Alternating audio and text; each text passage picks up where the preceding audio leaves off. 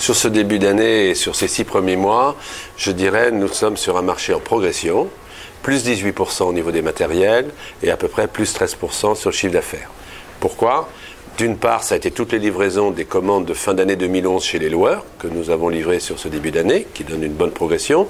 Exemple, dans les mini-pelles, les loueurs ont progressé de plus 50% par rapport à la même période de l'année dernière. Et ensuite, le début des livraisons au niveau des gros chantiers pour les gros matériels. Donc, un début d'année 2012 favorable à la profession avec plus 18% en volume. Et je dirais 2012, si je devais la qualifier, ça va être l'année du chaud et du froid. Le chaud, on vient de le voir, un marché sur le début de l'année qui est en progression. Malheureusement, on subit ou on constate depuis le 1er janvier une baisse des prises de commandes de 25%. Ce qui veut dire que la deuxième partie de l'année, ça va être du froid. Nous allons avoir des marchés en régression. Pour le global de l'année, nous estimons au CEMAT que le marché devrait se situer entre moins 5, voire peut-être moins 10%. Bien sûr, une inquiétude, puisque nous avons déjà subi un moins 70% il y a 3 ans.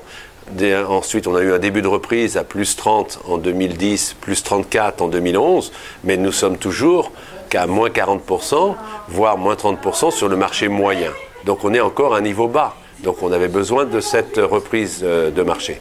Et deuxièmement, ce que nous voyons, et c'est le cri que nous faisons auprès de nos clients, il faut qu'ils continuent, qu'ils reprennent l'investissement, car le parc est en train de vieillir.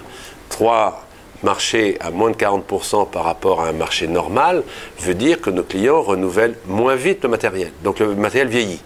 Les loueurs, le parc moyen des loueurs a pris une année supplémentaire, maintenant c'est plus de 5 ans.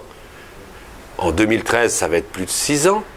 Et au niveau des grands comptes, des grandes entreprises, c'est pareil. Ils renouvellent moins le matériel. Donc il va y avoir un vieillissement du matériel. Qui dit vieillissement, dit appauvrissement des professions. Un deuxième cri d'alarme qui serait auprès des autorités. Car il faut savoir que si aujourd'hui nous ne renouvelons pas les financements, certains grands chantiers à venir, et la France a la chance d'avoir ces grands chantiers-là, je pense bien sûr au contournement de Montpellier, mais également sur les autoroutes, les LGV, le canal du Nord, etc. Eh bien, si on ne trouve pas les financements, à ce moment-là, on va créer un phénomène, voire même une position de récession. Et là, ça deviendrait gravissime. Donc, un cri d'alarme auprès des autorités d'assurer ces financements-là. Et deuxièmement, également, de trouver et de régler le problème des collectivités locales. Car il faut savoir que pour nos clients, qu'ils soient petits ou gros, les collectivités locales, c'est 50% de leur travail.